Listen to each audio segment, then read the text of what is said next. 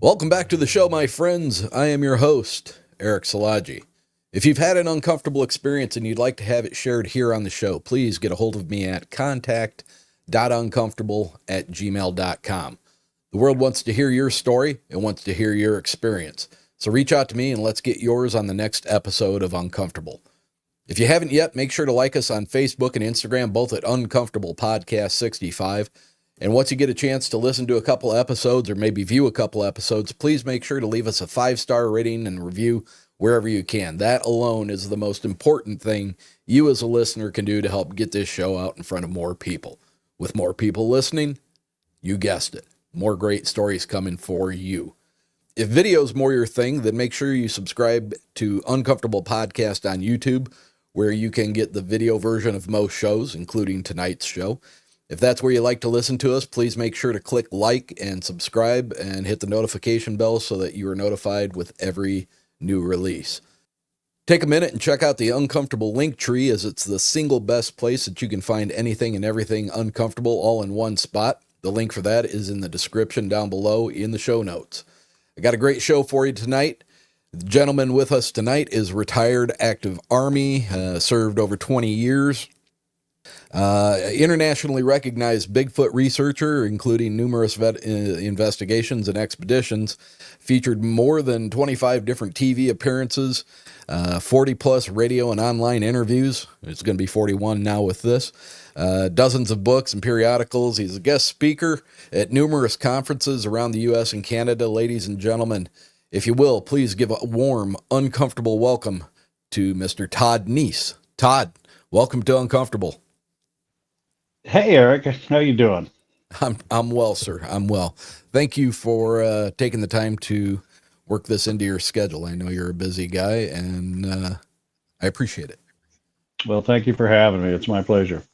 You come highly recommended from a mutual friend of ours, Mr. Matt Orton over there at the Drunken Cryptids podcast. He says you're a great guy, and we have had a couple of phone conversations in the past, and I have to tend to agree with him that you are a very nice and likable gentleman. So I appreciate you You're being too here on the kind. show, and I look forward to getting into this topic of Bigfoot, which you had an eyes-on experience.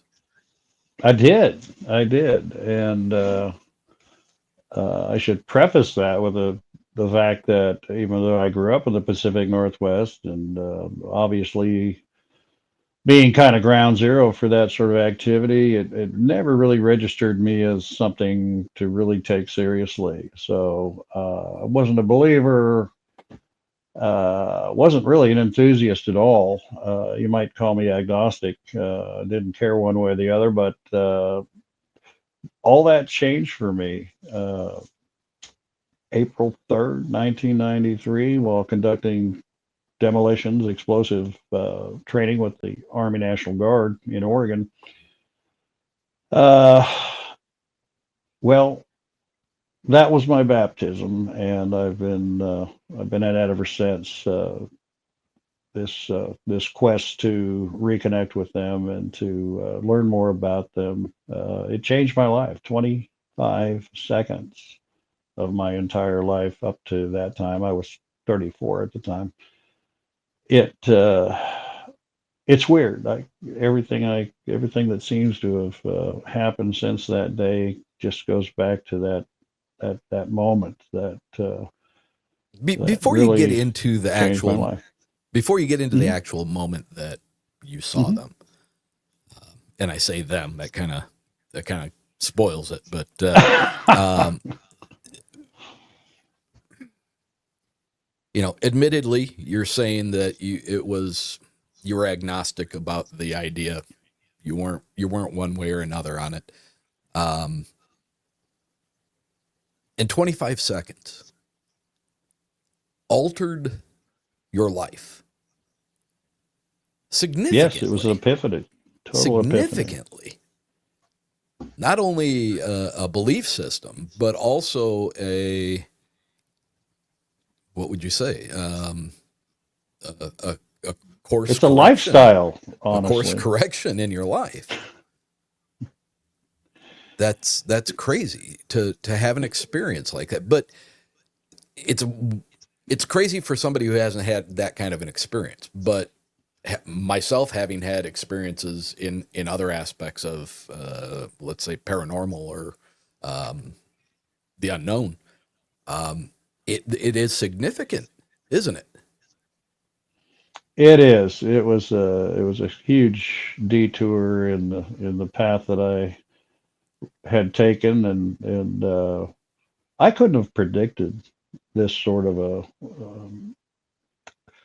effect on me, and I know I'm not alone when I say that because you know I'm one of well over 10,000 people that have had this experience, and sadly, uh, it's estimated that 9 out of 10 just don't come forward with it. And it was, I have to be honest with you, Eric, it was a struggle for me after the fact to decide what to do with what I experienced, what I saw, what I can't unsee, and I struggled with it for quite a long time before I made that decision to go public with it.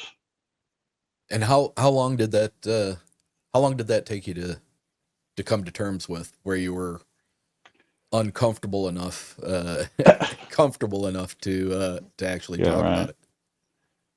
Well, let's see. I came back out of the field after that uh, event and made a beeline to the library and checked out every book I could on the time. Keep in mind, this is pre-internet, so we're talking 1993, and I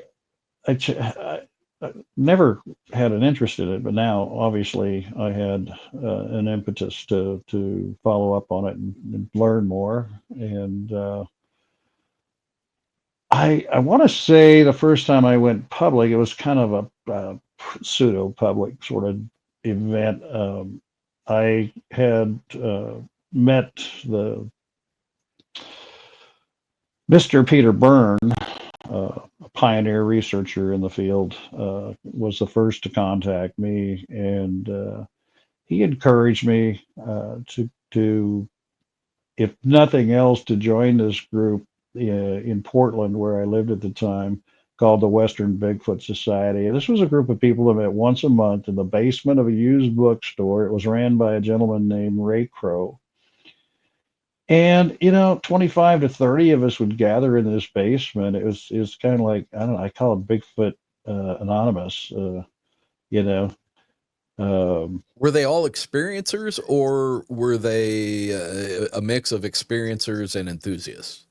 I'd say it was almost 50-50. It was we had a lot of really, Ray was able to get a lot of really good guests in there from time to time, and he's the one that kind of took me by the hand and said, "Look, here's the podium. You're in a group of people that are going to take you seriously." And so, yeah, kind of like an AA meeting for Bigfoot. I was like, "Hi, my name's Todd. I'm a Bigfoot uh, experiencer."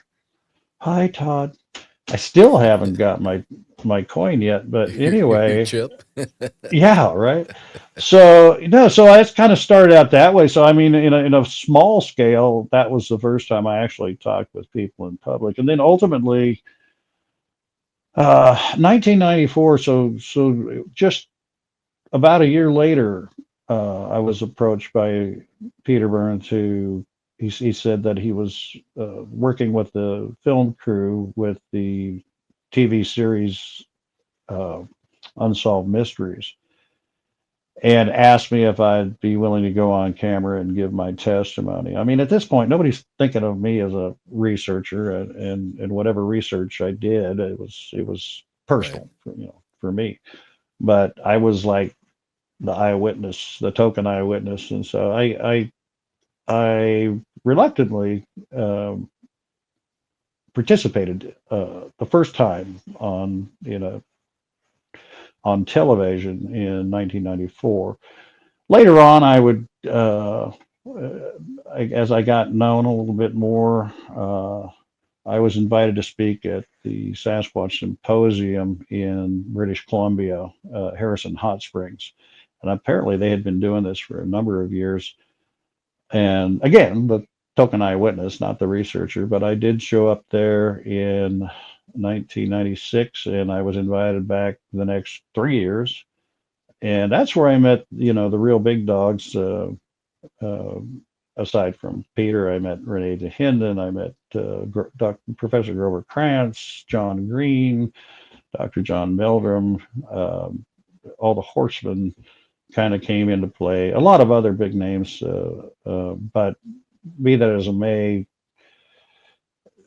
that's when I kind of got into the speaking circuit, and I've been doing it ever since.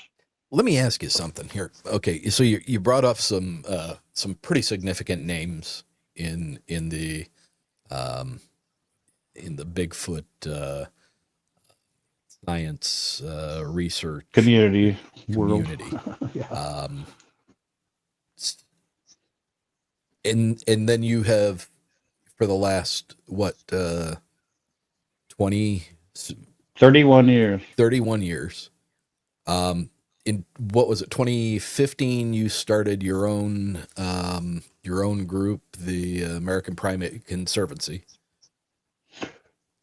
Correct. Prior to that, most people don't know, I had the American Primate Foundation, and it just kind of morphed into that. So 2015, October to be exact, I was able to establish officially a nonprofit organization.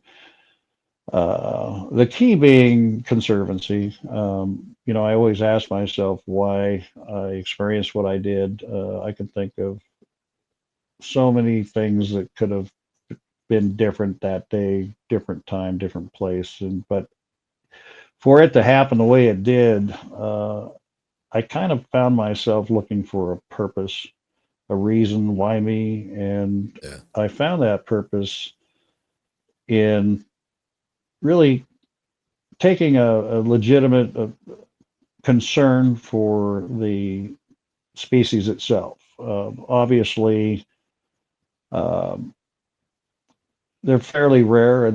You wouldn't consider them exotic animals, so who knows what their numbers are? And that's the problem. We don't have all the data that we want. Even say if we look for any species, any rare species, whether it be a frog or a fish or a bird or what have you, there's certain things that need to be considered when you're dealing with determining the health of the species. And so that's what the Conservancy is about. It's about trying to gather data, many different data points, try to find out exactly, what the required habitat is, what the required resources are.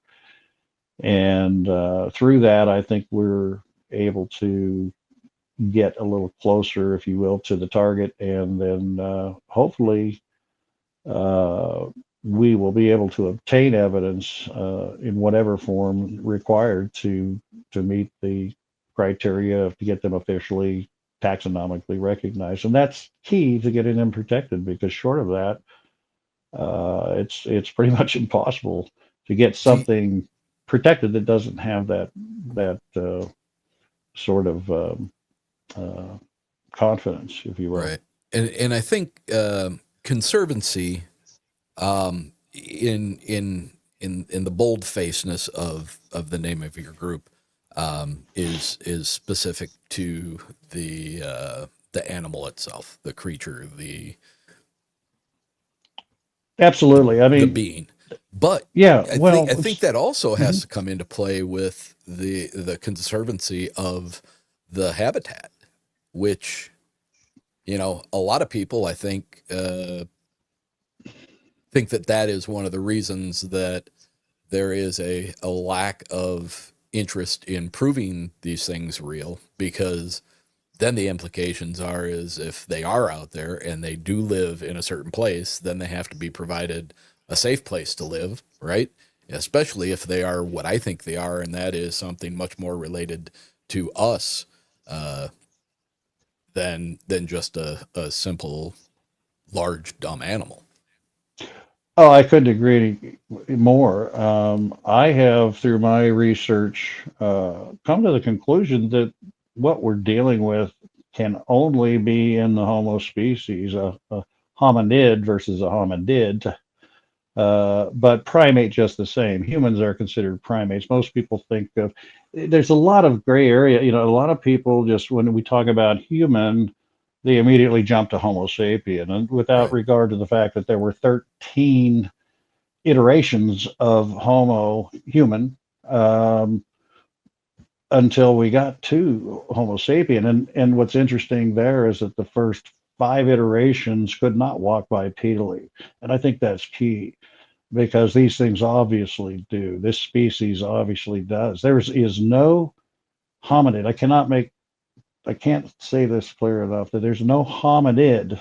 That's primates in the form of your great apes, chimpanzee, orangs, other pongenids, old world monkeys. There's none on record, even in the fossil record, that were capable of bipedal locomotion. Only humans, only the Homo species has that capability, unless you want to go back to the Jurassic and, well, there's the T Rex, No, I'm talking modern day uh, species. Only hominins can actually walk upright. And like I say, it took it took hundreds of thousands, not millions of years for them to get to that point. So if we have a species that is exhibiting this bipedal locomotion, that to me puts them in the Homo category. And by that, I really believe what we're dealing with, if in fact they are in the human species, what we're dealing with is a feral human, that being a wild human, and one which has been seemingly untouched by modern society and prefers to remain that way. And I think they do that out of survival, and it's worked well for them. And so I don't that's why I don't they're disagree very with you. evasive. I don't disagree with you. We're kind of we're going in a cart before the horse thing here because I was going to get into your experience Mm-hmm. early, but since we've found ourselves here, let's delve into this and we'll talk about your experience later on. Sure. Because this is good stuff. And so there's always been, but it's not much talked about anymore. The missing link, right? In our evolutionary progress, the missing link was always, growing up, they spoke about, the missing link. Um, that's not really talked about anymore. There's so many different camps on the origination of these creatures. They're either natural, they are um, they are a descendant of the Nephilim bloodline from biblical texts. There is they're the golden retrievers of the extraterrestrials that fly around in the UFOs. Um, you know, they are by First Nation peoples referred to as a spiritual being that has 1 foot in our world and 1 foot in their own. Um, and it has made me wonder whether if there's any. I'm getting jumbled up here, but if there's any truth to there having been a uh, a genetic manipulation that resulted in us being what we are today. Whether it was Now, the by Anu, are we we as talking we as a people, Homo we sapien? Homo sapien as a Okay, culture. I just want to Um, be clear. so if whether it was the Anunnaki who came here and did some experiments on the little chimp man, and then we were the result, whatever it was, Um, I often wonder if Bigfoot is the original us, and they're like a control group. Now, I'm not saying that they're the control group for a group of alien scientists, or they may be a control group for God, our creator. They may be a control group for Mother Nature herself. Something that has remained intact, untouched, and unchanged for whatever reason as a Well, control.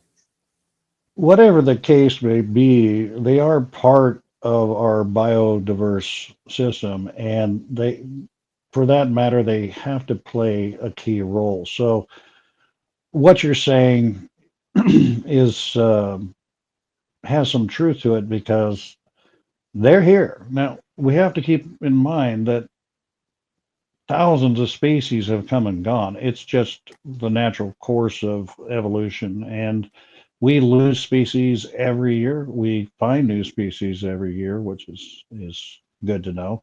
But it's a matter of survival of the fittest, adaptation as climates change, and they've changed historically. We don't know, numerous ice ages and whatnot, which is, and in between, you have to assume warming ages. But what role do they play? We don't know that, and I think it's important to find that out. My thought of them is, and this is something that not a lot of people talk about, because in trying to determine their origins, where they came from, if they, there's this thought that they had to come from somewhere else into North America. But if you do your research, you find out that a lot of the species that lived in North America during the Pleistocene era, um, which only ended 11,500 years ago at the last ice age, not long at all. We know of numerous megafauna that existed here in North America for millions of years prior to humans coming here, and humans having only been here about 23,000 years in the form of Native Americans. The issue to me is, well, we know that certain animals did take advantage of the Bering Land Strait, or what's known as Beringia, Right. um, which would open and close depending on the ice ages. The ices during the ice age, it pulled back the ocean into solid form, and the oceans would recede up to 250 to 300 feet, which would expose that land bridge. So we know that animals cross both ways, in fact, from the New World, as North America would be known, and the Old World. But nobody stops to think: is there any possibility that this species of human was indigenous all along here? And the reason I bring that up is when you look at the progression of humans in Africa and Europe and Asia, we see these, like I said, 13 variants of them. It was only 12 back until 2021 when they discovered Homo florensis. So now we've got another one. So now we're at 13. We keep finding actually humans, or at least remains of humans. Um, but what jumps out at me is the glaring absence of human activity. When you look at the habitat, you look at the resources, are there not those elements necessary to support such a primate? And indeed, there is. There's a lot of it's really kind of a Shangri-La, if you will, had there been a species over here. And my gut tells me that the the species we refer to as Bigfoot or Sasquatch may have always been here, but herein lies the difference. We look at the more modern human species north of um, Homo erectus. We look at Neanderthal. We look at Cro-Magnon. We look at Homo bergensis, um, the Denisovans, and Homo sapiens. All developed and actually lived symbiotically in Europe and in Asia. Um, and they Homo sapien is pretty much a byproduct of all those that preceded it. Now imagine, if you will, a species that of human that existed in North America and was completely without competition, an apex predator that pretty much owned the place. And such an animal without any competition with any other human species would turn into really the ultimate human, if you ask Yeah. me. The survivors that have been with us all this time. A lot of people talk about the theory of Gigantopithecus. A lot of people buy into that, having migrated up across the Bering Strait. But I've researched that a lot, and generally, when you have mass migrations like that, it's usually driven by either catastrophic weather, catastrophic uh, geological events, or a over competition for certain resources. In the case of Gigantopithecus, that does not seem to be the case. You got to keep in mind, we're talking about an animal that lived for the most parts in the uh, tropical regions close to the equator, Right. and they were that particular area was not as effective, obviously, as the northern climes. But we look at what they ate, and from what we were able to tell from the dentine and the study of the teeth, and there have been at this point hundreds of them recovered, and we've been able to look at the diet. They ate seeds, they ate grains, they ate fruit, they ate grasses, they ate bamboo. None of that was available to them north of China, if you will, and they would have to have transcended through that to get to the Bering Strait, and then crossing over the strait. You're talking about, even at the warmest period, still much like a tundra, if you will. And I don't see how such a large ape, which was much larger than what we're dealing with in the form of Bigfoot, having been able to survive, and more to the point, having a reason to leave where they were at to begin with. I don't have an issue at all with the concept that Bigfoot, this species, has always been indigenous, has been part of the megafauna through the Pleistocene, and had the run of the place without any competition with our humans. And as such, they've developed into the ultimate species. Now, what is it that's driving them from us? Well, it's technological advances that Homo sapiens, and even amongst Homo sapiens, we see differences. We look at Native Americans that came here 23,000 years ago. It's quite primitive.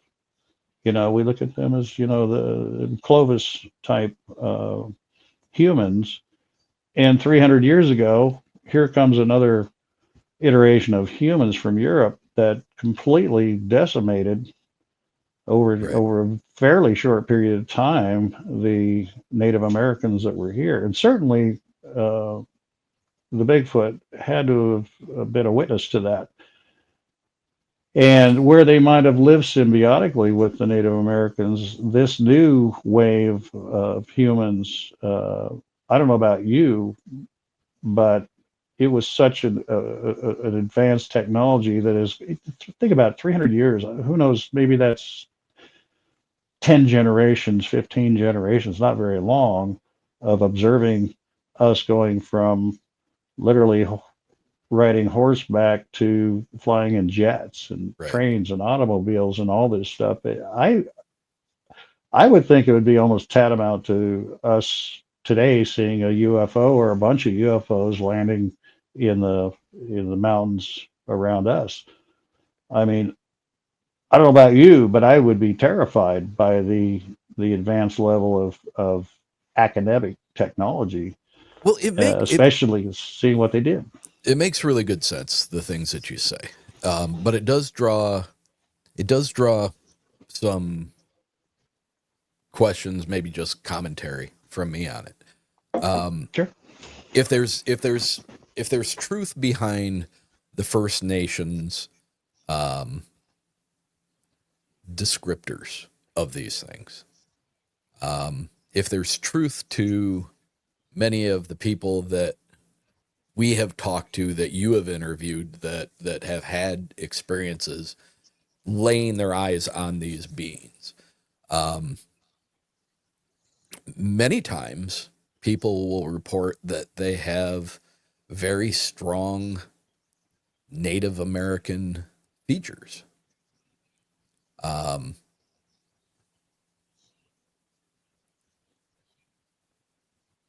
and I guess where I go with this is in Australia, several reports of these Yowie are reported to resemble much larger versions of Australia's indigenous population. Correct. Aborigines. Facial features, and the darkness of the skin, and it's just such a strange thing for me. It's like, I know at one point, I don't know, but we're told that at one point all of the land masses in the world were together. Can get contiguous. Yeah. You know, so at what point did Australia become this island unto itself? And were they there already? And if they weren't, how did they get there? Um, a lot of the other countries, Russia, that makes sense. The Bering Land Bridge thing, that makes sense for migration to, from. Could have came here from somewhere, could have came from here and went somewhere. Um, and then just the significant physical differences between the reports of what are seen out there on the West Coast, up in the Northwest, and what's seen down in Florida. Significant differences because of the geographical location, the climate change. They don't need to be as big, they don't need to be as hair covered down in a state like Florida, where it is so hot and muggy, and the change of it just makes me wonder how is there that comparison, that familiarity to the native indigenous culture, the indigenous population of certain countries that have these things? Why do they look? Why do they resemble them? Well, You know, do we resemble them or do they resemble us? It's a two-edged sword. I exactly. mean, Yeah. honestly, Eric, look at the distribution just of Homo sapiens around the world. And let's back up the bus before we had transoceanic capabilities of travel. Let's go back, 1,000 years, where oceanic travel was probably not even thought of. Um, it's people adapt to their environments. Humans, I'm talking Homo sapien humans. We see how people in Africa are more dark skinned. We see variations in Asia of different types of people that took on different skin tones, different hair colors, more or less hair. We look at Alaska. We look at South Pacific. Humans are have a lot of variety in and of themselves based upon the environments that they adapted to, and I believe these things have just as much variations as humans, because guess what? They are human.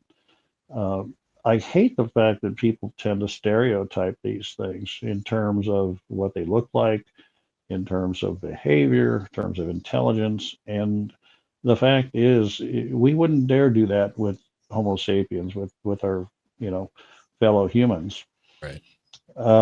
because there is such diversity. I mean, I can tell you what, just moving from Oregon to Arkansas here, I see completely different cultures, even today. So, uh, but you talk about the missing link, and Grover Krantz uh, really delved into that in his book, uh, and I've been studying his books.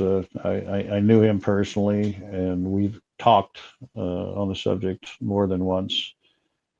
And he's kind of written off that missing link part. Also, it's brought up with Dr. Brian Sykes, another amazing man, a geneticist from England who recently passed away. In his books, he wrote a book called The Nature of the Beast, is where he started at the very end. He did all sorts of genetic studies in Europe, and he could tell you that Irish people are 15% Spanish, 4% Italian. He really he mapped out the human genome without any reference to borders, just area, if you will, and he was able to tell how humans migrated from where to where they are now. He also did a study on Native Americans, which is amazing. But his last book he wrote was called Nature of the Beast, because he got interested in that. And he, as well as Grover, have pretty much dismissed the whole concept of missing link. The problem, we look at evolution in terms of trees, in terms of branches, if you will, and we see the great apes and pongenids in the primate branch go this way, and we see the Homo sapien branch separate from that of a certain period of time, about 6.5 million years ago. And Brian was really, Dr. Sykes was really, uh, when he looked into genetics and the way genetics got distributed, he goes, we've made the mistake of thinking of the lineage of primates and humans specifically as trees and as branches. And he goes, we have to rethink ourselves in terms of not branches, not trees, but bushes. And I thought that was very telling, because in that sense, we kind of blur the distinctions between branches, and really look at the fact that maybe it's not a big family tree, but a big family bush, and maybe we're not so far apart as we think we are. The issue with the missing link is that it implies that there was hybridization. And in genetics, we learn that hybrids are very rare. And the survival rate of hybrids is nominal, to say the least. Hybrids in general are not even able to reproduce. And it takes a very strange combination of genetics, chromosomes, and genes to successfully make that happen. But most hybrids are uh, they're Sterile. sterile. They're sterile. They just they it hybridization is not really a big part of nature. When I say that, we say, well, oh look, well, you say in one breath Homo sapien is a product of Neanderthal and just Cro-Magnon and whatnot. Yes and no. Um, without getting into the weeds as far as genetics are concerned, it's just that male DNA does not transfer well as well anyway as mitochondrial DNA or female DNA. Um, uh, that Y chromosome is not quite as functional, if you will, as the XY. So they've both pretty much dismissed it as being a hybrid, so much as its own individual species in and of itself. One which has, don't get me wrong, it has evolved, as have every species. Again, you either adapt or go away. But so it's not to say they haven't changed over there. They haven't adapted and brought in traits that they needed for survival. But as far as that link between man and Bigfoot, I don't believe it's there. Certainly not in modern times. And to suggest that Native Americans share some physical traits with the Bigfoot, I'm not convinced that it's due to inbreeding. It's just that we do share the fact that we are both members of the Homo species. But yeah, I think the missing link theory has really been put to bed with modern genetics and what these gentlemen came up with. So again, the question is, did they already exist? Do they exist as an independent species? And I believe they do. The thing that I go back to a lot is that if you were to take, like Noah did, and took an animal, one of every animal, and lined them up from the smallest little mouse to us and everything in between, including Bigfoot, based on tens of thousands of descriptions. What is the one thing that does not look like it belongs here? It's us. Everything has hair or scales or protective skin or claws or nails or things that are adapted to their environment and what it is they need to do, how they need to eat, how they need to burrow, how they have. But when you line all those things up and then you put us there, to me, it's always, for years, it's always been just a very striking thing to me that we're the one thing that does not look like it belongs. Now, maybe that draws credence to divine creation. Maybe that draws credence to another civilization having tampered with something that already was here, and now we're the result of that.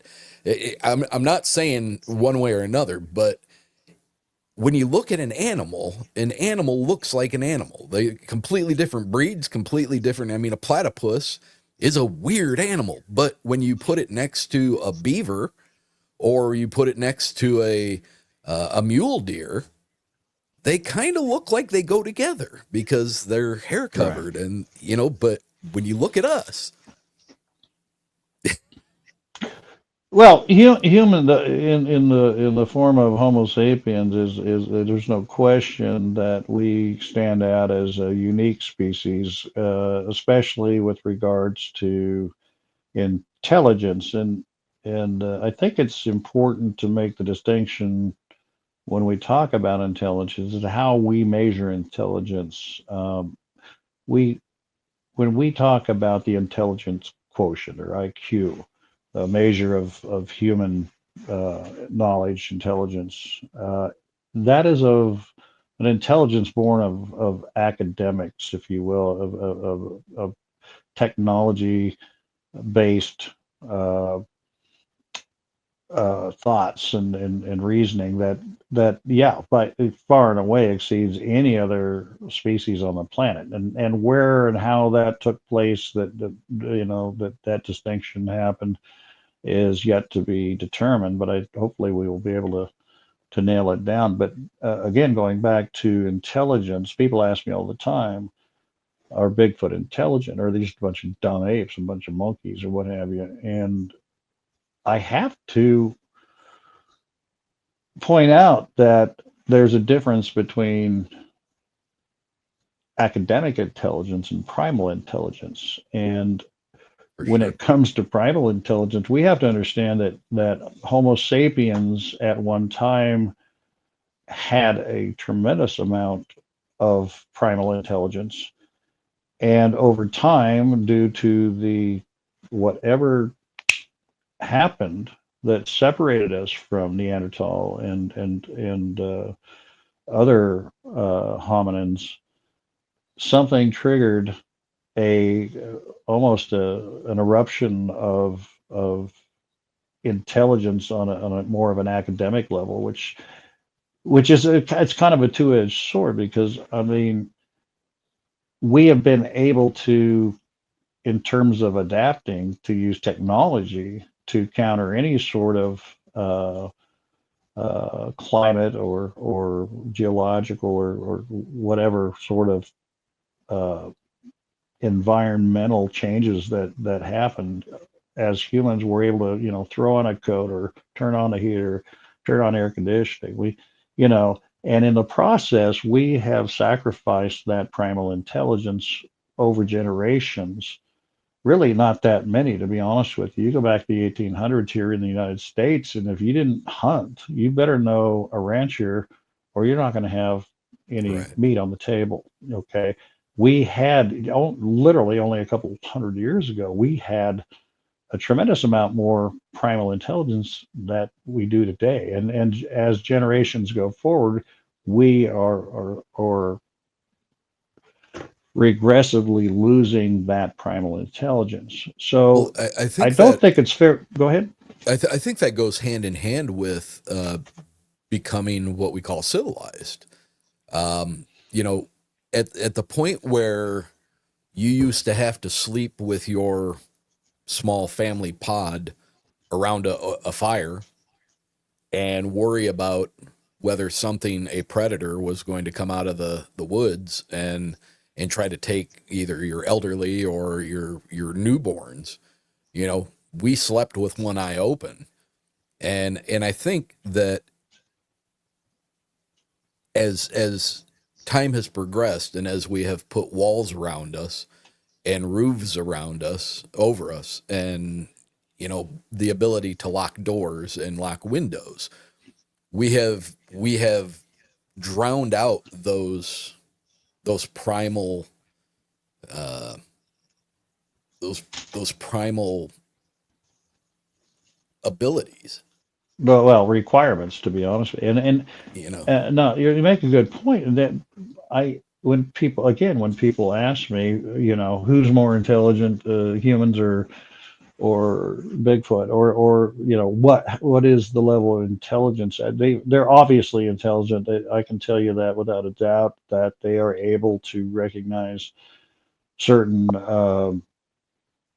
needs and requirements and adapt. I have literally seen tree structures, and I'm not talking little cross trees and sticks that's randomly being called, Bigfoot signs or glyphs or what have you. I'm talking about, I've seen only four in over 30 years. I've found four structures far deep into the forest that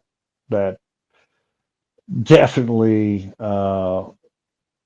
betray any sort of weather phenomena, in that they're anecdotal structures, meaning there's nothing anywhere around it that should it have been a weather phenomena, it would have affected other trees in the forest. Like I'm talking about structures that show some engineering to them. But again, it's a very primal engineering sort of thing. Primitive, yeah. It deals with tree selection, it deals with gravity, it deals with coverings and whatnot. But the bottom line is this: if you want to compare really apples and oranges in this case, primal intelligence, or what I call PIQ, versus academic intelligence, AIQ, people say, well, who's smarter? Well, let me throw this scenario at you. Let's say, God forbid, North Korea or China, whoever, launches an EMP device over the United States and knocks out our entire electrical grid.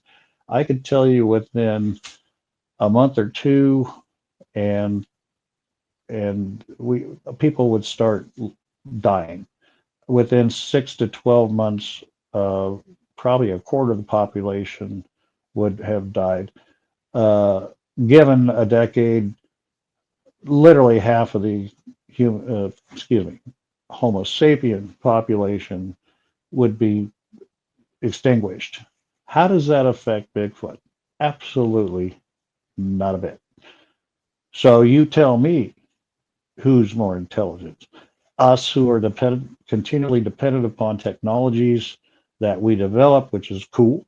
It's gadgets, it's things that make our life easier, or the ones who retain that primal intelligence that will literally out survive us a million years from now.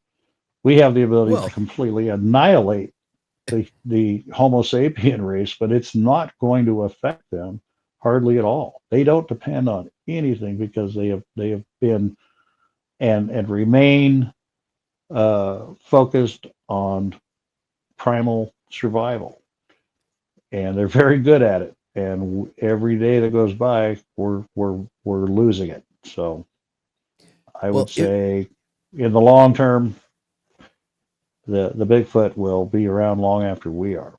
unless we scorch this place. If we scorch it, everything's gone. But I don't uh, know. I don't know.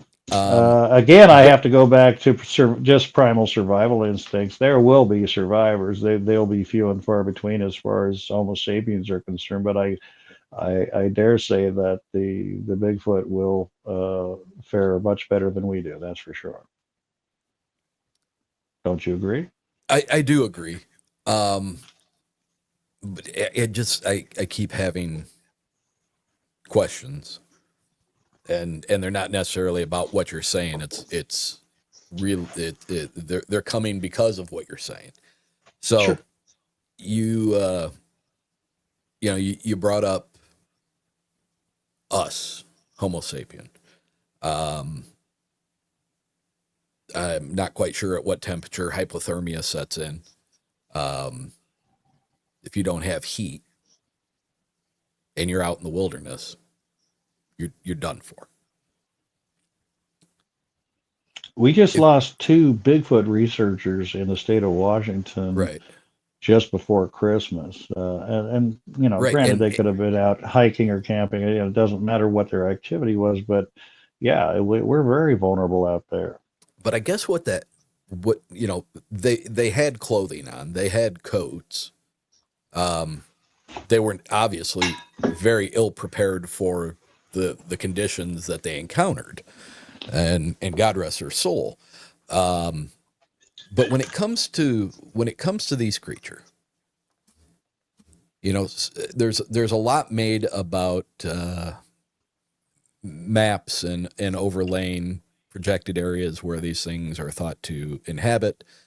They do tend to, at least from what I've seen, line up with known areas where bear are also in that area, and that leads people to think that they are misidentifying a bear because it's standing up on its hind legs. I don't believe that shit at all.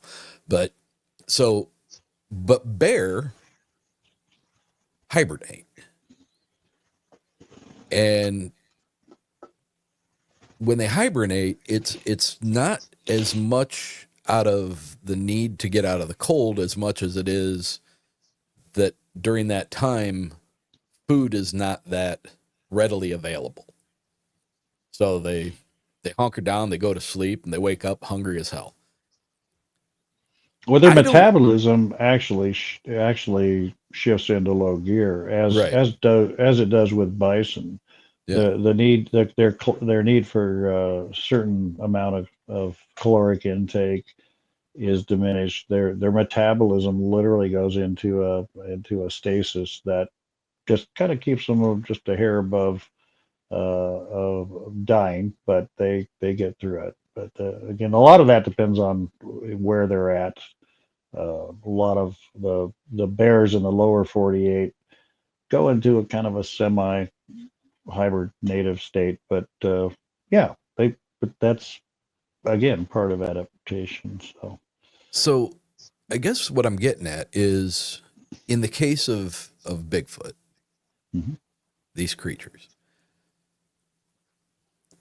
I don't know that I've ever come across a single report or anecdotal story that ever references anybody seeing them use fire. No, I have not So, either. No. are they, in your estimation? I know we don't know, but in your estimation, what makes sense as far as how they're, because I realize that they have hair, right? I realize that the ones in the Pacific Northwest seem to be more thickly hair covered than the ones down in Florida. Um, but how are they managing survival in conditions that for us would be unbearable? Do you think they're using cave systems? Do you think they're using geothermal heat by going into caves and Well, I think the answer is somewhere in between because we look at the bears and mountain lion for instance, and other animals will they're opportunists and they will take advantage of it. Now, as a rule, no, I don't think every single individual relies upon that, but they're not stupid. Um, Around here where I'm at right now, there were 5 native tribes that passed through here, and they were all they. There's a. I am blown away at the amount of caves around here. Everything, I swear, Arkansas is almost all limestone, maybe a little marble, but a lot of limestone, and that leads to a lot of caves. In fact, within 1 mile, maybe even less, from where I'm sitting right now, there is a cliff dwelling that was inhabited for hundreds of years by one of the native tribes that came through here. Um, had that, and it was a fairly natural opening in the mountains that accommodated them. Again, caves, you get inside them. I don't care. Like we hit 1 degree here. No, we were -1 2 weeks ago. But had I been 100 foot inside of one of these caves, and they're all around me, I'm finding them, learning about them all the time. It's 53 to 58 degrees year round. So not only is it a respite from the cold, it's a respite from extremely hot temperatures, and I can't yeah, imagine any animal that wouldn't take the opportunity to utilize them. Do they need them? I don't believe so. Bears do not need caves. We had cave bears at one time. We had cave lions at one time in North America. Um, but as a rule, no. And bears don't either. But I think they are omnivorous like a bear. They share a lot of things with bears and uh, diet and habitat as well. And so there's got to be some competition between them. But they've had, again, not having to have competed with any other human species like what was happening on the other side of the planet, halfway around the world, where we had a number of different subspecies of Homo Homo erectus, Homo australopithecus, again, Neanderthal, Vestavia. They lived simultaneously. And certain ones just happened to be more successful in hunting and gathering and ultimately cultivating crops and domesticating animals, and the ones that didn't faded out. Um, but when you, again, halfway around the other side of the planet, you've got a species of human that it has no competition. Imagine, I mean, it's a perfect laboratory for, uh, it's perfect. It's Shangri-La for any human species to be the only game in town, and to be an apex predator without having to fear being game for or fodder for any other animals.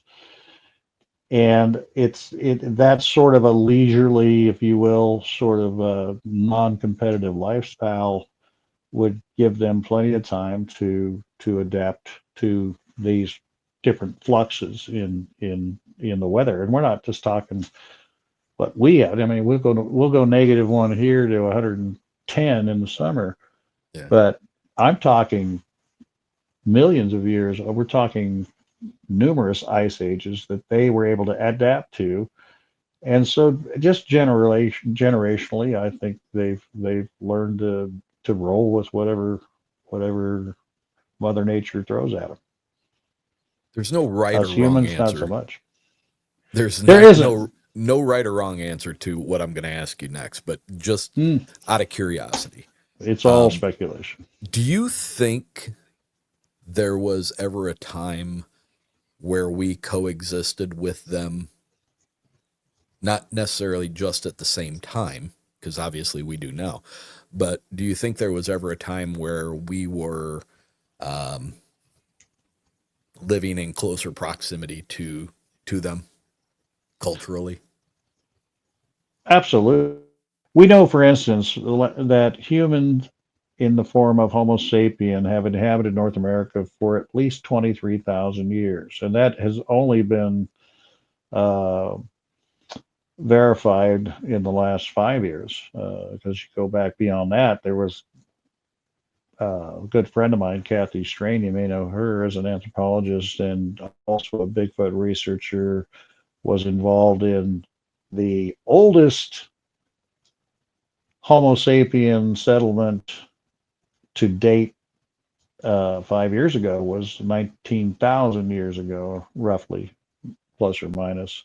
And Kathy was a part of that, and that was in Northern California. Since then, in the last 5 years, we found dwellings in Oregon that go back 23,000 years. So far, say, just let's round it off to 25,000 years. Yeah. When you look at Native American history, and since they were without a written uh, language, everything was passed down word of mouth, but it was considered very sacred, their history, and they had assigned individuals to maintain that linguistically. There are numerous accounts of interactions, them living symbiotically with the Bigfoot. And what's interesting when you look at Native American lore on this subject, they don't really refer to them as animals. And Right. and and they what's interesting is they were somewhat of what would be called animists themselves, in that they related with nature much more closely than we. But they'll talk about the coyote, they'll talk about the raven, the turtle, the owl in certain very adoring terms. But Yeah, when they have a but reverence for it. always Yeah. but always as a quote unquote animal, being that little bit shy of Homo sapien themselves. But when they refer to the Bigfoot or Sasquatch, um, they describe them as another tribe.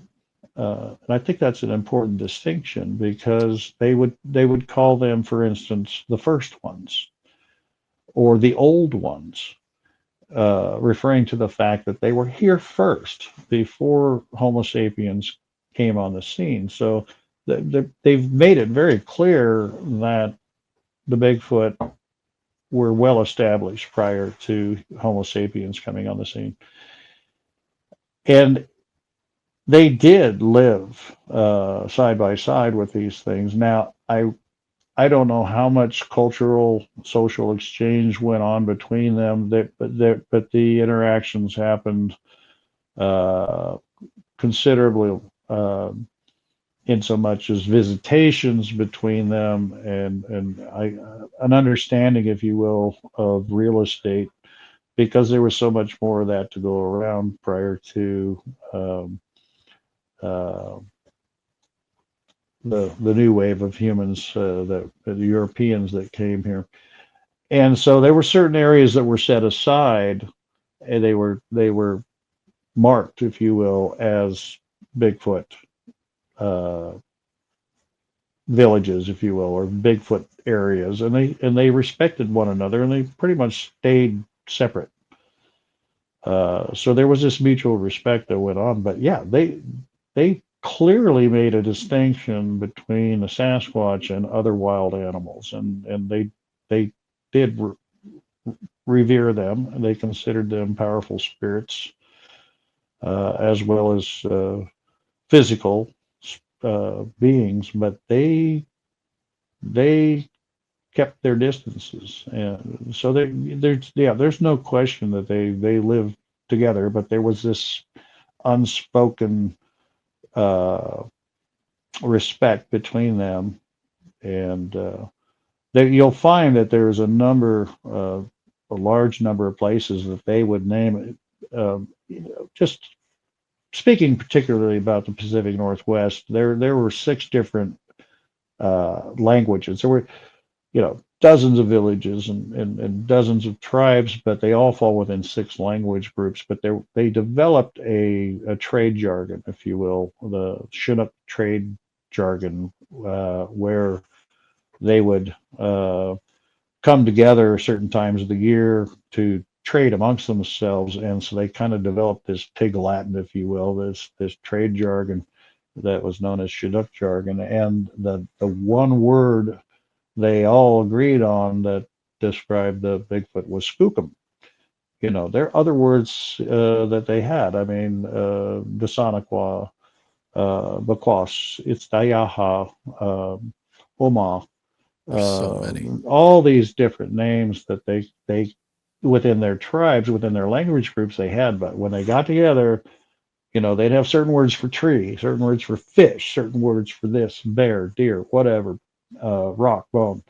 But skookum was a name that was associated with these creatures. And even today, there are 43 geographical name places that still bear that name: Skookum Creek, Skookum Meadows, Skookum Butte, Skookumchuck River, just south of Seattle. It's Skookumchuck means Skookum Waters. And any place that had that name attached to it, that association where they would attach the name Skookum, that was like, yeah, you don't go there. That's off limits. That they ceded that real estate to them. But it seemed to be a quid pro quo, that there was this mutual respect between them. So yeah, there was a time where they did live as very very compatible, unlike today. And again, the influx of modern cultures, more advanced cultures, I think has just served to drive them further and further back into very difficult to access areas. The more and we continue to encroach into these areas, and you will see once in a while that there are some clashes. There are some encounters that happen at the edges of these the encroachments into these areas. And again, going back to conservancy, conservation, that's what I want to try to, if I can get them established as a species, and especially if they're determined to be a human species, which I do believe they are, that's a game changer. Because we look around us, we have elk preserves, we have buffalo preserves, antelope ranges, and all. We do set aside areas for certain animals, but did we not do that for the Native Americans? And I don't mean to disparage them or call them animals by any means, but I'm saying we set up a system of reservations. And just in North America, there's almost over 200 reservations, and those reservations are given the status of an independent nation within a nation. So, can we not kind of look down the road, think outside the box, and think if this species does seem to be just a very primal human species, can we not set aside some areas for them?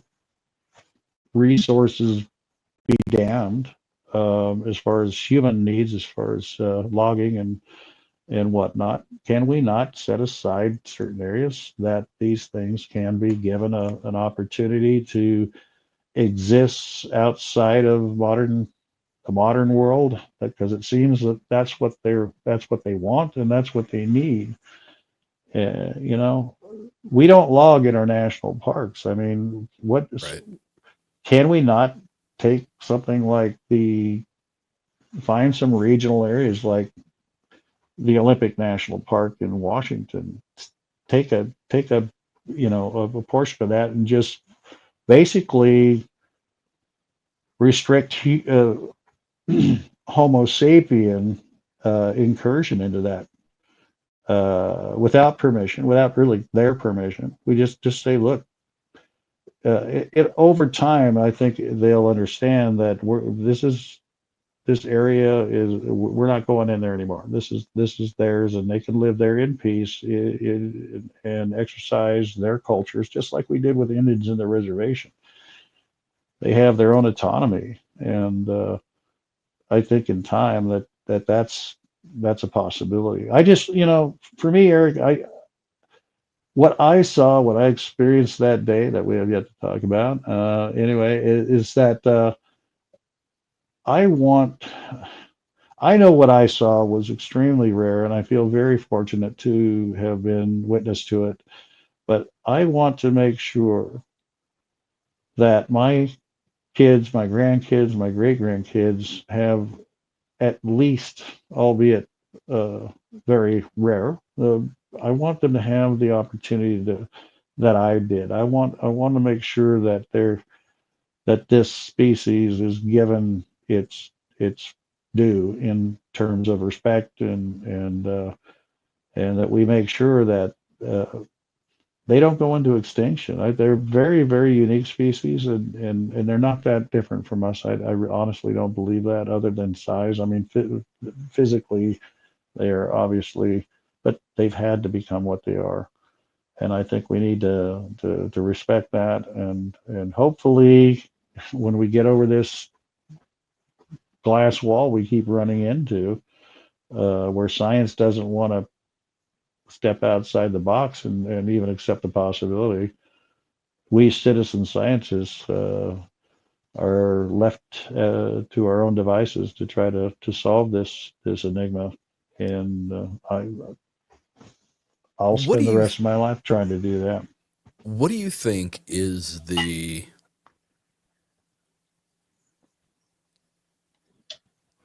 as it stands right now with what information is available? The evidence that has been collected that within people of your um, acumen consider to be legitimate evidence of their existence. What do you think Well, the that's a best good question. what do you think the best of that is? That's a good question because a lot of what would have been considered legit evidence, say 50 years ago, has to be questioned, and partly because of technology. Uh, I think the fact that the Patterson Gimlin film shot in 1967 on 16 millimeter celluloid film,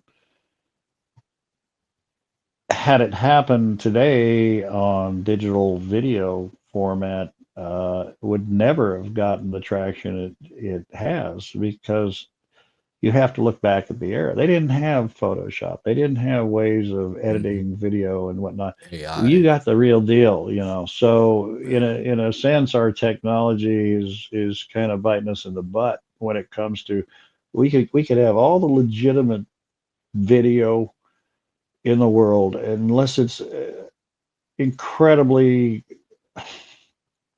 undeniable footage, it will always be suspect of having been manipulated because of technology.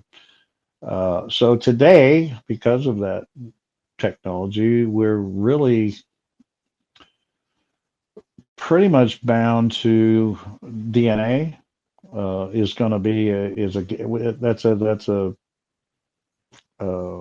game changer, and DNA not alone, but DNA for sure. There's some new technologies coming out, and which may be of use.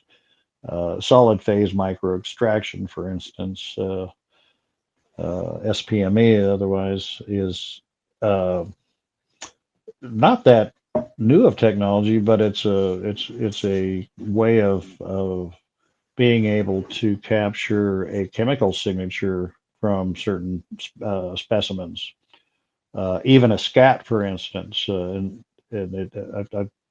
we had a speaker biologist come to my annual gathering, Beachfoot, Tim Cassidy, PhD in biology, and worked with fish and wildlife, and was able to work with this solid phase micro extraction, and it's pretty cool stuff. I mean, it's less expensive than DNA. It's by far. It's a lot quicker. I mean, for a couple $100, I'll give you a case in point. If you come across a scat, okay, a stool left behind, Mhm.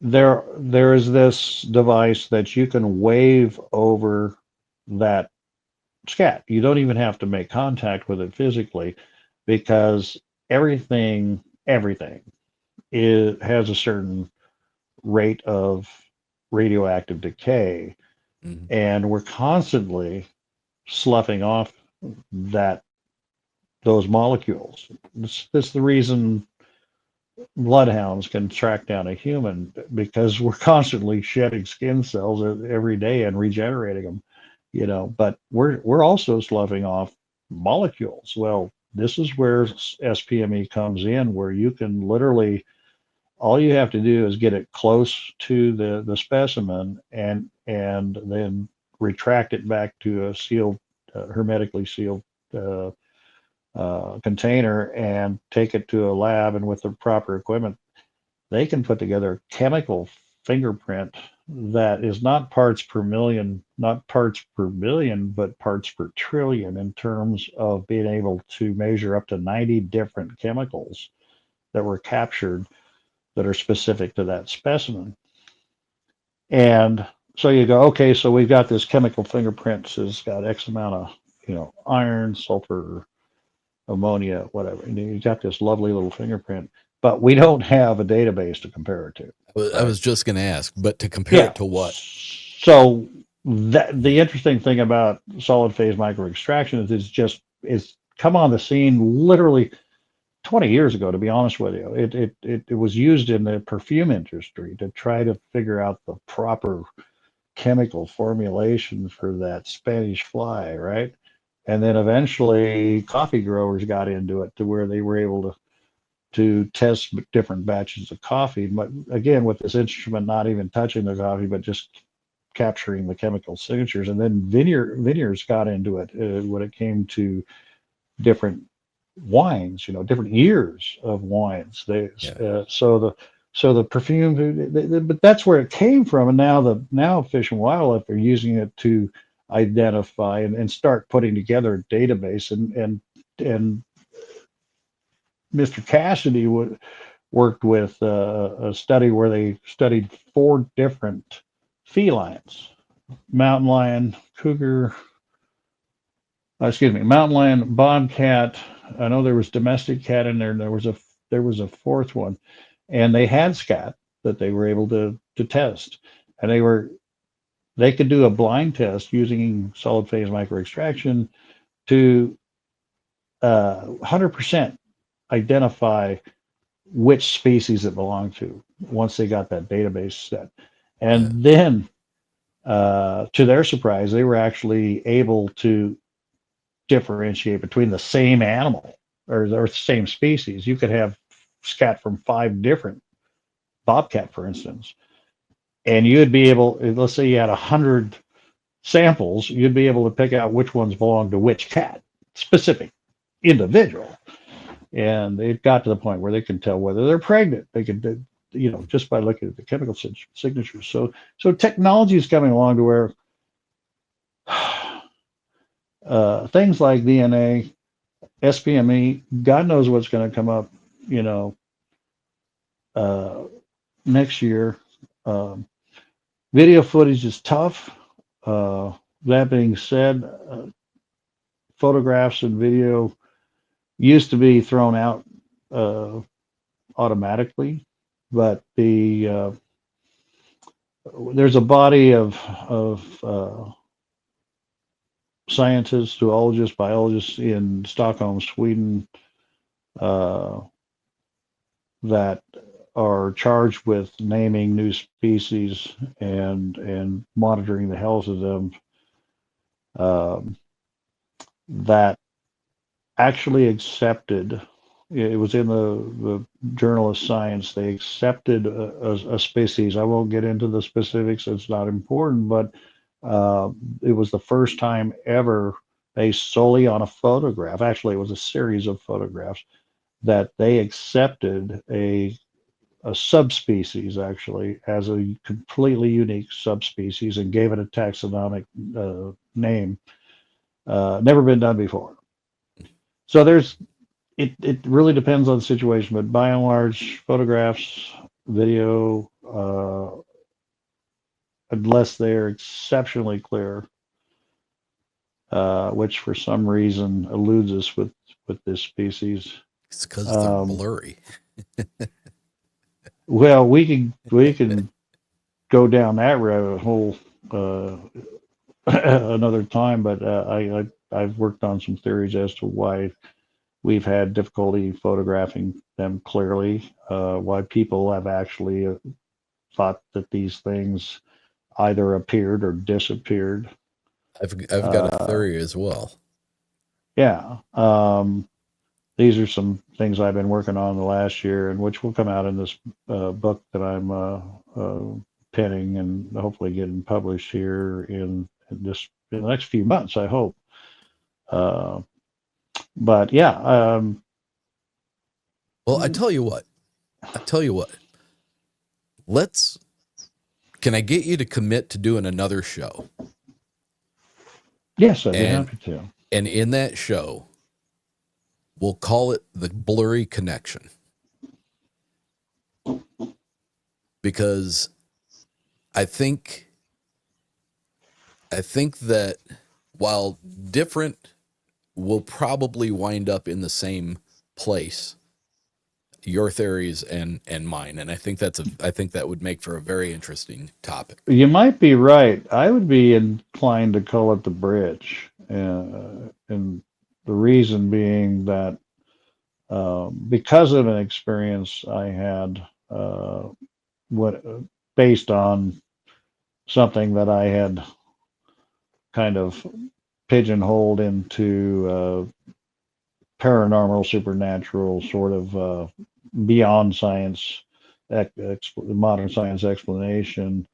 Uh, I had my butt handed to me when I actually experienced something that I had put in that category, and then I had to go out and figure out how that happened. And it put me on a course to try to find other scientific explanations for certain phenomena that people have experienced, and I'll come out in my book, but I've gone down this rabbit hole, and the further I go, the more I'm amazed at how a number of different physiological um,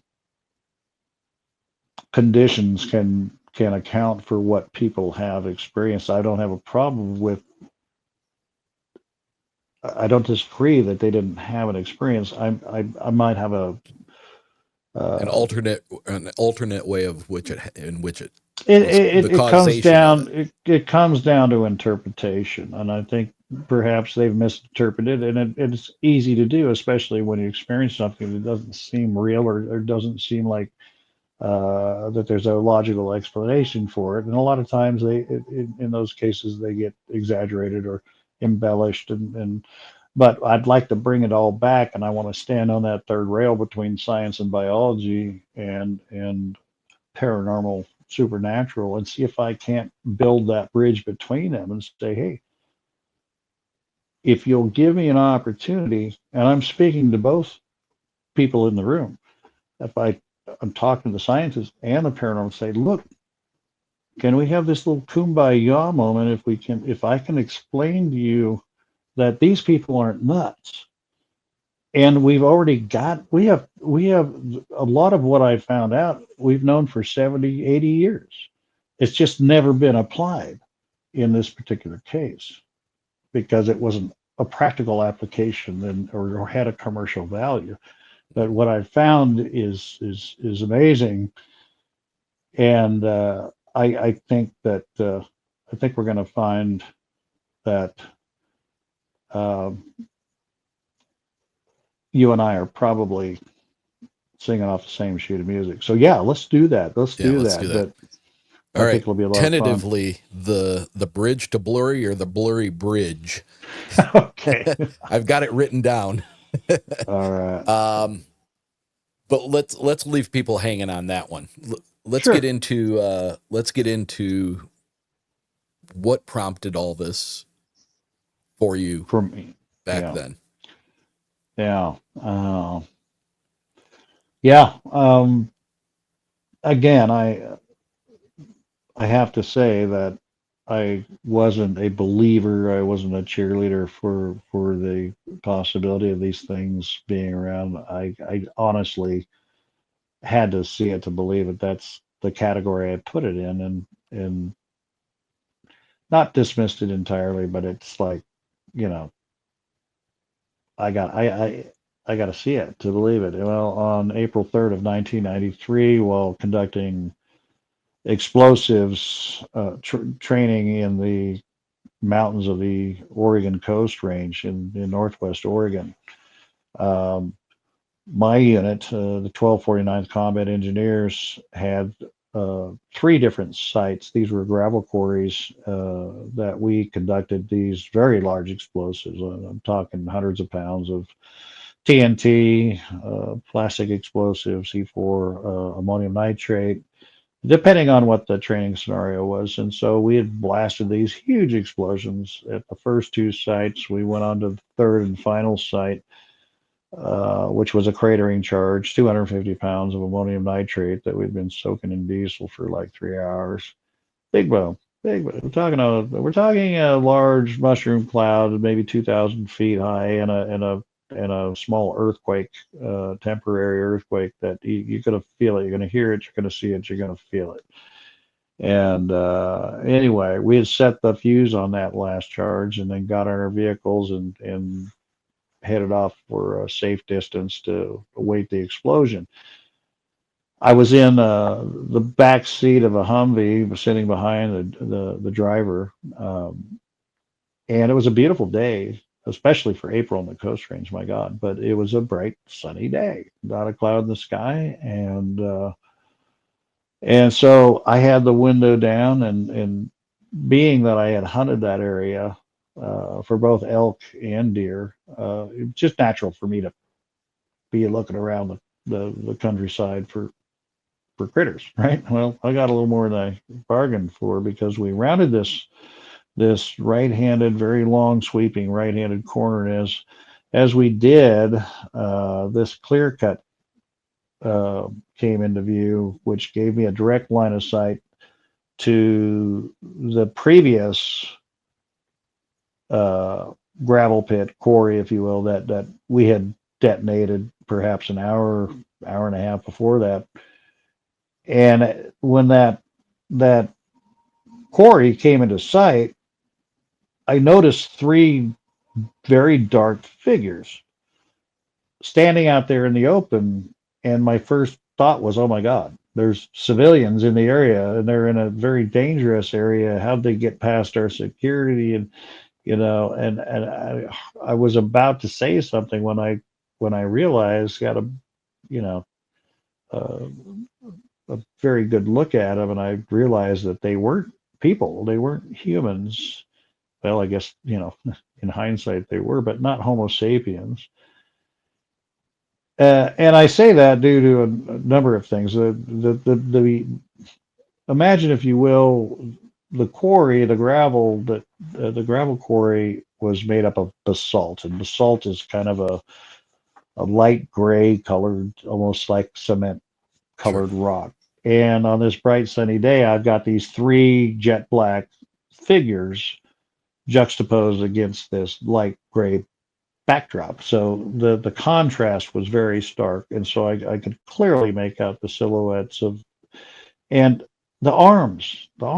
Like, I can't get over the arms. The arms went, not, they easily would just naturally fell down to the level of their knees, if not further.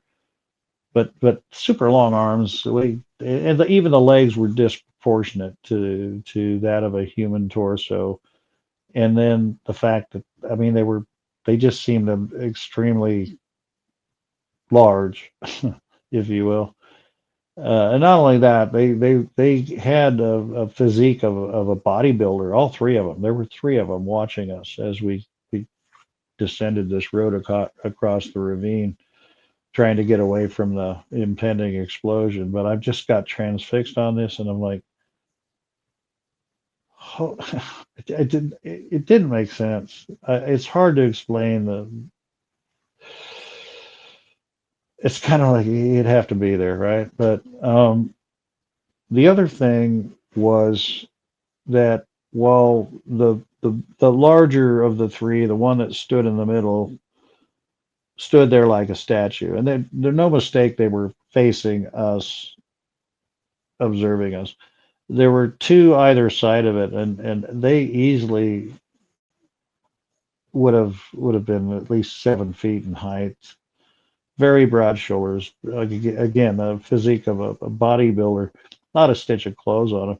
But it was this activity that the two that flanked that larger one that was doing was this swaying, this rocking right to left, just like shifting weight from one foot to the other, and these long pendulous arms that extended down to their knees were swinging right and left, as they shifted, rocked back and forth, and they did it the entire time I watched them.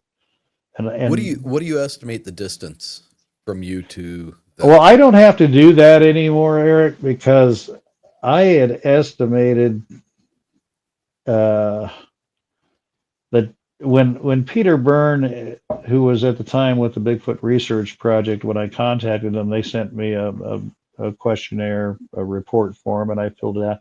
I put on there roughly this is going to probably freak some people out and started, oh my God, that's forever. No, I had said, basically 1,000 feet, which would be maybe around 900 yards. Okay, so 3 football fields.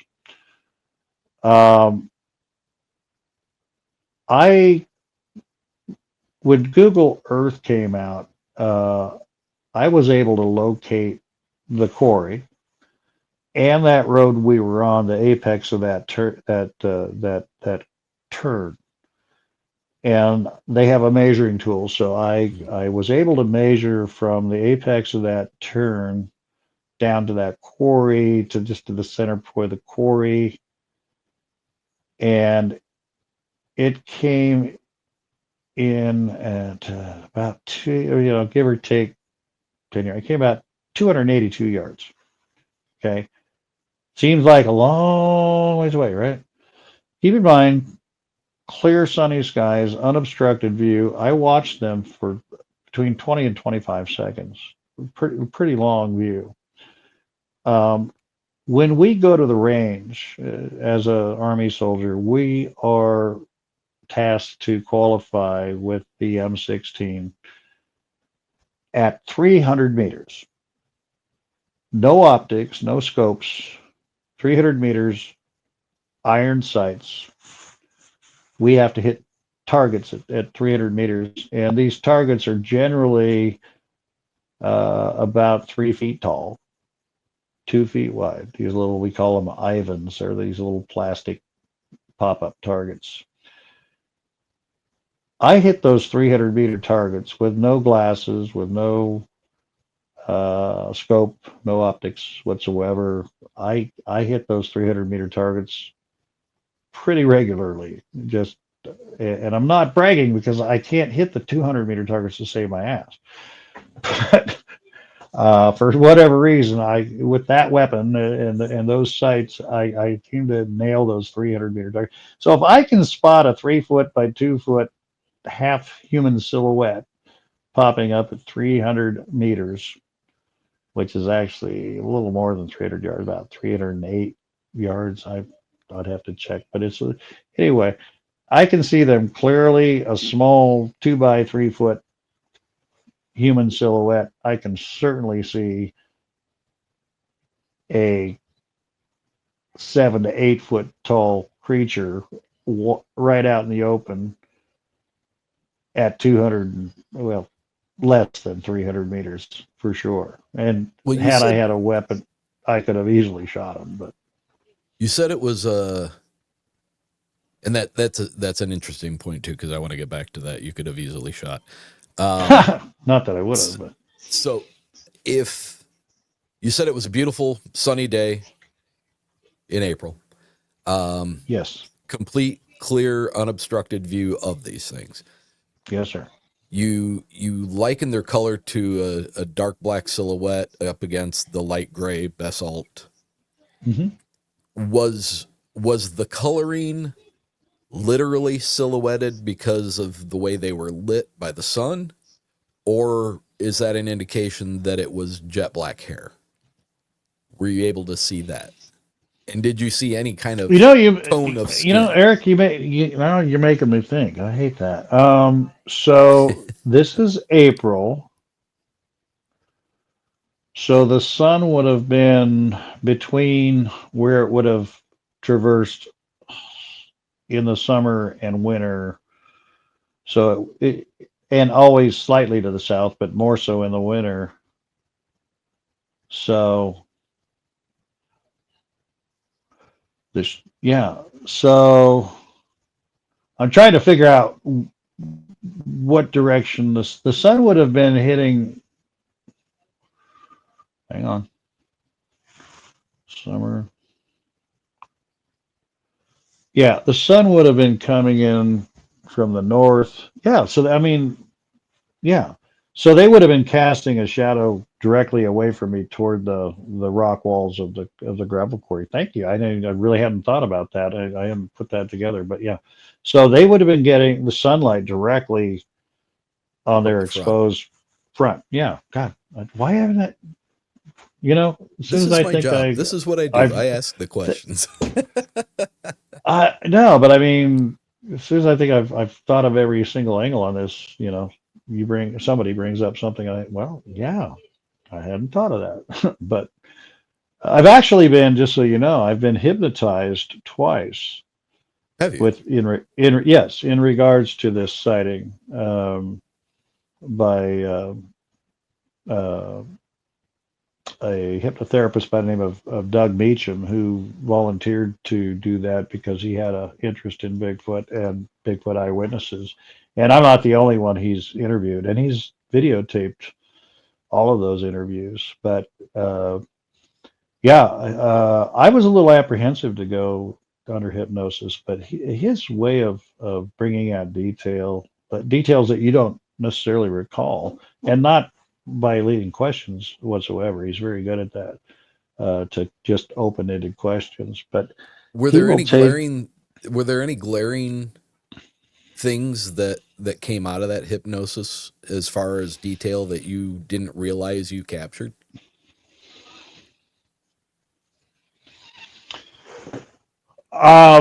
Perhaps maybe to him, as far as, so I remember he would say, he would take you to a level of blankness, if you will. Everything surrounding you at that place at that time in that moment, and I mean in his clinic, is just like a blank whiteboard. Get you to that point. There's sound, smell, sight, everything. You pretty much get you down to a level of a blank sheet of paper, and then he brings you to that particular incident. And he's so good because he would like say, okay, you're you're there, and you're looking at the Sasquatch, the three individuals. What do you see? And of course, I'm going to pretty much relate what I always have. And then he would go, all right, now let's do a 180. You're the Bigfoot. You're looking through the eyes of the Bigfoot, and you're looking up at you. What do you think the Bigfoot's seeing? Giving you a completely different perspective. And the whole concept is the human mind is the most powerful hard drive ever built. It can hold an entire lifetime, and not just a video, sound, smell, taste, touch, all of it. Yeah. An entire lifetime, a brain can hold that, and you will access perhaps 7% of what your brain's recorded, unless somebody skilled like Dr. Meacham can pull that out of you. He can take you back to a time when you were a teenager on a couch with a friend sitting across from you and having a conversation, and not only bring up the conversation, but he can say, hey, is there a clock on the wall or anywhere in the room? Yeah. And if there was, trust me, your peripheral vision picked up on it. You didn't Right. think about it. You didn't even look at it. What time is it? You can tell him. Is there any music in the room, or is there something on the TV? Well, you might not have looked at the TV, or were actually paying attention to the radio, but yeah, what's playing? And you could accurately tell him what was on the TV or what song was playing on the radio. Your Right. mind has all this stuff locked in there. It's just a job of a hypnotherapist to bring it out. So then he would take me virtually and say, now you're standing to the right, and you're exactly halfway between you and the Sasquatches. And so they're to your right, you're to your left. What do you see from there? So he just kind of walks you around the compass, if you will, and he'll take you to the other side. Now the Bigfoot's on the left and you're on the right. So what he's doing is trying to grab some peripheral stuff that you might not have really Yeah. locked onto because you were so focused on what was going on, and draw out these things. And yeah, to tell you the truth, there were some things that, in hindsight, uh, I hadn't really focused on, so therefore I it didn't, pop up in my initial uh, explanation of what I saw. And I have those tapes. He sent them to me. It's weird to watch yourself under hypnosis, but just for your audience's sake, because I was a hypno virgin. I always thought you were unconscious. You don't remember what you did, and all of a sudden you come out of it, and what did I do? Did I, Right. cluck like a chicken, bark like a dog? No, you're conscious. You're very conscious of what's going on at all times. Uh, in fact, it's almost like ultra conscious, because when he strips away all the distractions and puts you in that white paper sort of scenario and then brings you back to where you're at, it is very crystal clear, probably maybe even more so because of even the time you looked at it, because you're not in that shock factor. You're not having your judgment questioned or clouded Yeah. by the moments, because now you're not technically there, you're virtually there, and sometimes you can see things even more clearly than when you were in the moment. Were you able to pull out any skin color or facial features or anything? No, so you're not going to get any sort of amplitude on detail, so to Yeah. speak, as far as uh, You he's not only going to be saw able to, what you saw. he's not going to be able to really like Zoom necessarily in. Yeah. zoom you in. You're kind of trapped in that prism of the situation.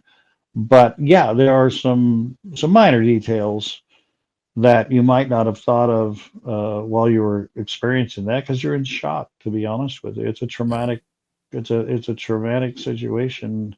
But in a more sterile environment, such as a hypnotist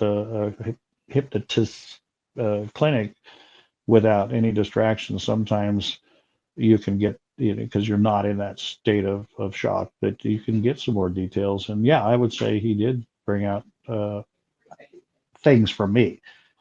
Again, without leading questions, very open ended. He didn't say, were they black, were they brown, or were they kind of blackish Right. brown, was it dark brown? No, he'd say, what color are they?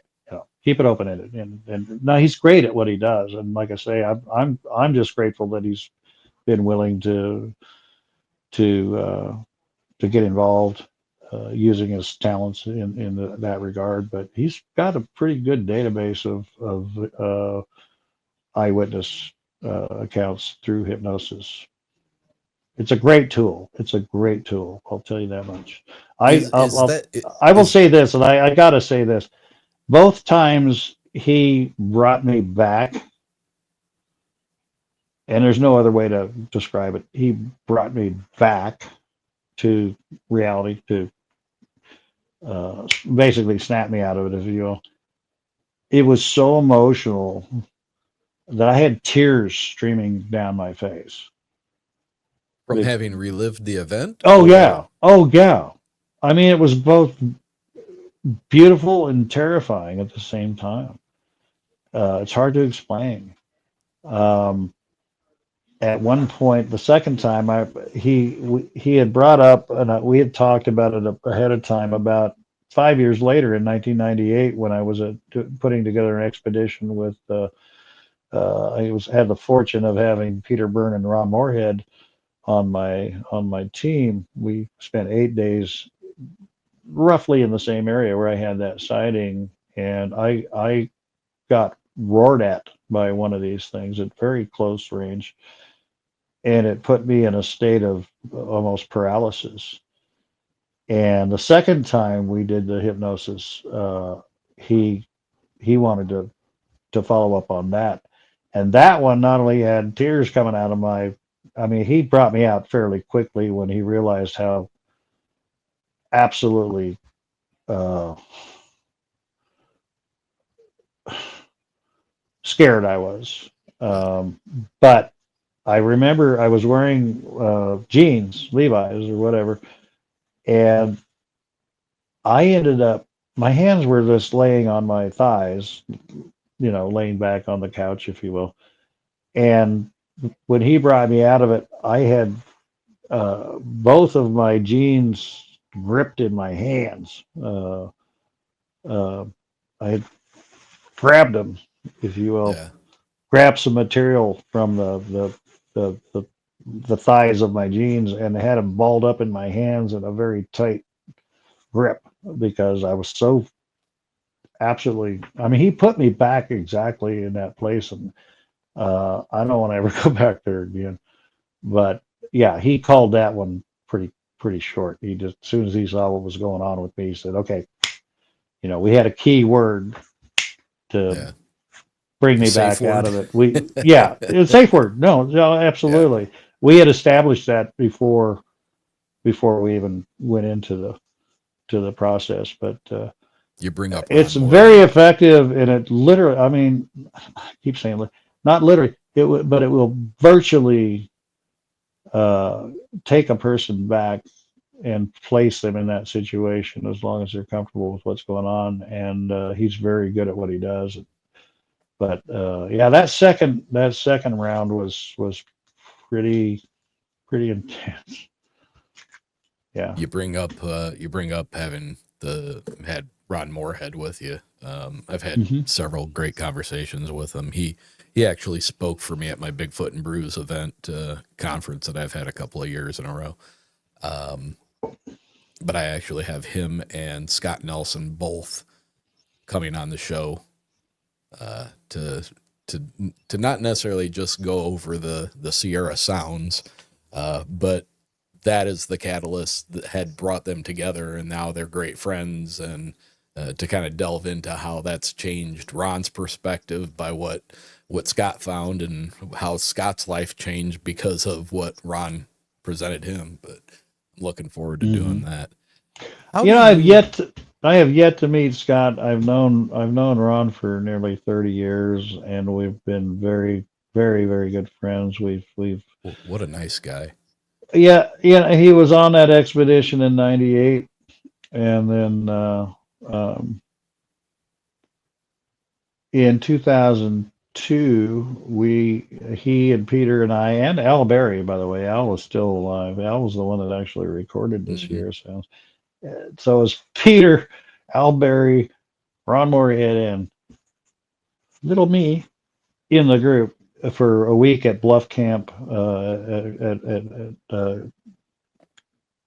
Louse Camp down at Bluff Creek. We spent a week down there doing some research as well as filming a documentary. Um, hell, Ron was one of my team members on Operation Sea Monkey, the expedition we did in 2016 in the Broughton Archipelago in Canada. And actually, Ron and Carrie spent a week with me sailing the British Virgin Islands. Nice. So we know each other pretty well. But I've yet Super to meet super Scott. guy. Oh, Well, totally, totally. I've had a couple of phone conversations with Scott now here just recently. Hmm. Um, can't say enough about the guy. Just the most personable guy you'd want to meet. Very friendly, very open. Just fantastic. I'm really looking forward to the episode because I think it's going to be a new insight for people who know Scott because of what he did, and they know Ron because of what he's done. But I don't know that anybody's ever had these two together to talk about the things that we're going to talk about. So hopefully it's a good Well, and show. you might want to add a third element to that. And I don't mean to speak for you, but surely Brett and Jill of Flash of Beauty fame, the Yes, yes, documentaries. yes. So they're doing a documentary. Hopefully, I'm not letting out too information. They're doing a documentary with Ron Moorhead called "Voices in the Wilderness." They're still working on it. And I met a gentleman down in Louisiana by the name of Dana Wilson, who I don't know how I keep running into people like this, but he is a classically trained international opera star, opera singer. Um, Interesting. and you know, you know me, everything comes back to Bigfoot, right? It's Yeah. like Kevin Bacon, right? So I'm like, so I'm thinking, how can I utilize this guy? So we start talking, and I go, you know what? Have you ever heard any Bigfoot sounds? Because I'd like to send you some, and I'd like your professional because where Scott is a cryptolinguist trained by the Navy to Hmm. decode languages, Right. coded language. Dana, being a trained linguist in his own art, in human voice, and he teaches human voice in college. he knows things Scott doesn't necessarily. Scott would look at the technical aspects of language and be able to look for patterns and whatnot, where Dana would look at at harmonics and attenuation and a lot of other big words I don't know crap about. But I mean, he threw some stuff at me the other day. I'm just like, dude, you're talking over my head. This guy can sing in like 7 different languages, and he goes around the world in tuxedos with a full Philharmonic behind him. He's amazing, but he is a very skilled human voice expert. And I've asked him to see if he can mimic some of the things, or at least do analysis with it. So I've got him hooked up with Brett and Jill, and they're actually going to get Dana together, I think, next month with Scott Nice. for the first time. So Very you got cool. this guy who's like a technical linguist, along with a guy who's a classically trained human voice specialist, Yeah. and the combination ought to be amazing. And I can't wait for that to happen. Yeah. But I Very was glad I cool. was able to hook them up. But you know what? Again, it's like I say, you think you've thought of every aspect of an experience that you've had, or what Ron and Al had, and others that were with them. And then you jump ahead 30, 40 years, and all of a sudden we get some different concepts or different technologies that come out that's like, oh, let's pull that back out of the trash can and rehash it based on this new technology or this new individual who has different skill sets that can give it a fresh look. So it ain't over. It ain't over. Yeah. I've got 2 more questions for you. We're coming up on 2 hours. Um, we're definitely going to revisit another episode with the blurry bridge. Um, but the last 2 questions for you. Sure. You threw out some heavy hitter names earlier in the episode um, that you were fortunate enough to know and get to work with to some extent. Mm-hmm. All researchers in their own right. Having progressed 30, 30 some odd years in your own research, do you think that modern technology, and not even modern technology, do you think that the way that most researchers are going about it now, do they have a leg up on the old timers, or are there things that the old timers were doing that we've lost because we have adapted to new technology and new is better? Yes. Both things can be true at the same time. I think certainly, and the shoe is yet to be dropped on technology because it's ever, um, expanding, but things need to be considered in their own context. And I again like the fact that, go back to Patterson Gimlin. It was done on 16 millimeter film. Look Right. at the fact that when I went out in 1998 with Ron and Peter during Operation, it was called Operation Entice Contact 2, because I had already done Entice Contact the year before that. But Ron had brought, and a lot of people don't know this,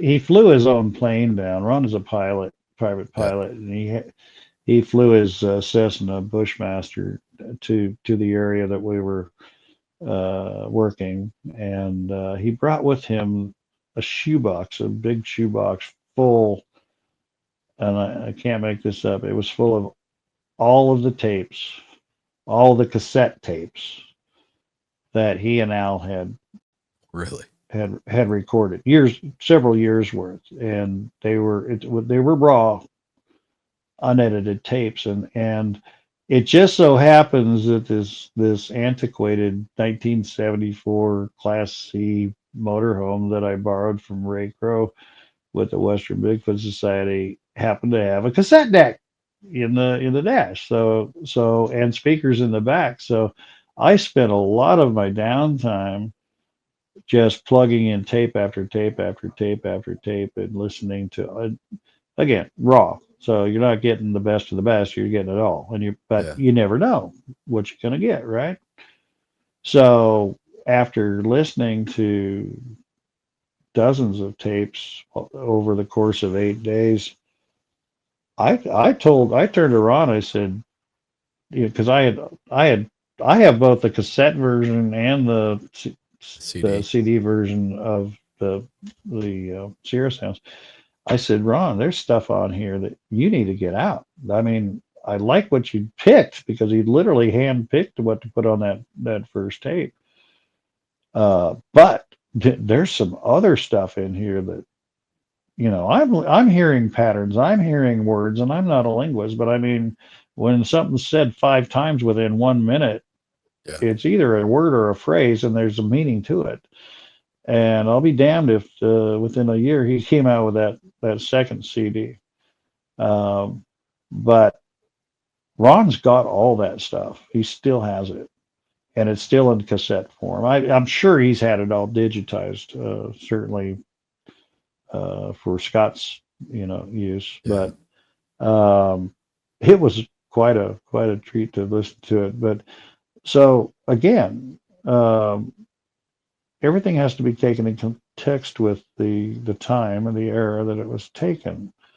Um, you know, had imagine what you would have had if Ron had a Tascam digital recorder back in the Right. 70s, Right. or had Roger and Bob had a state of the art 4K camera. You know, so but it doesn't mean it's the evidence that was gotten back then is useless, because in fact there are certain um, software applications that can bring some of that stuff, enhance it, Yeah. and but that you couldn't do with anything else. So the answer is yes. Next question. Next question. He said he And had two. this is going to be a deep one for you. Oh God. How many years now altogether for you? It'll be 32 in April. 32 years of your life Half of spent my life. spent chasing this enigma. Has it been a positive or has it been negative impact on Yes. your life? Yes. um, I would say, in hindsight and looking at things as a whole, it has been very positive. Certainly, there have been negative aspects, and you tend to kind of roll with it. When people question your honesty, your integrity, your sanity. Um, yeah, that's okay, because guess what? What I tell those people is that's okay, because guess what? 10 minutes before I had my eyes open, I would have said the same thing you did. Yeah. I would have called bullshit. So I don't have a problem with you coming at me from that aspect because A, I can't prove it. And B, I was there myself. So, but overall, I would not trade anything for what this has done for me. Because the truth of the matter is, I went in search of Bigfoot and ultimately I found myself. And that's more, you can't put a price tag on that. Yeah. You just can't. Yeah. So, yes, on both counts. Todd, it's been a pleasure having you on, sir. Thank you so much for making this happen. Oh, no, this is kind of cathartic for me. So, you're you just you're kind of like a therapist, or you know, bartenders, Yeah. barbers, Probably psychiatrists. closer to a bartender. Well, all right, fair enough. But I mean, I that's the other thing about this. To be honest with you, I say that kind of tongue in cheek that it is cathartic. But it does. It is. It's, how do I put it? It's it's hard to describe when you're not in that place. But I'll tell you, it is. It's a process, and it's a never-ending process. And to be able to talk about it, to express your feelings about it without condemnation or any fear of ridicule, is it's part of the, I don't know, I wouldn't call it a healing process, but it's part of the process, and it does uh, it and you know, like we just discovered in the course of our conversation, you brought up, you know, when we started talking about the setting of that 93 sighting, you got me thinking, what time of year, what way the shadows were going, and Yeah. how distinct you were kind of bringing up. You started out with was how much light was actually hitting their coat, and could that affected the color? Was there a sheen? Was it dark brown? Was it dark? Was it black, dark brown, or brown? You know, and then you got me thinking, oh, I had never considered that. And so, you know, it's all part of the process, Yeah. and it's a never-ending story, Eric. That's why it's been so hard for me to write a book, because how do you draw a line and say, you know, how do you stop here when you know 6 months or a year from now you're going to learn so much more, and more things are going to come out, and technology is going to come out, you know, and maybe somebody will actually find that evidence that we need to get them classified and protected. But anyway, I Well, thank you for having me, and I look forward to talking again, and it's been fun. it has been fun. I truly do appreciate you, sir. You're a gentleman, and thanks for making this happen. Don't tell my wife. All right. All right, brother. We'll do it All again, right. huh? Yes, All sir. right. Good You night. take care. Have a good night.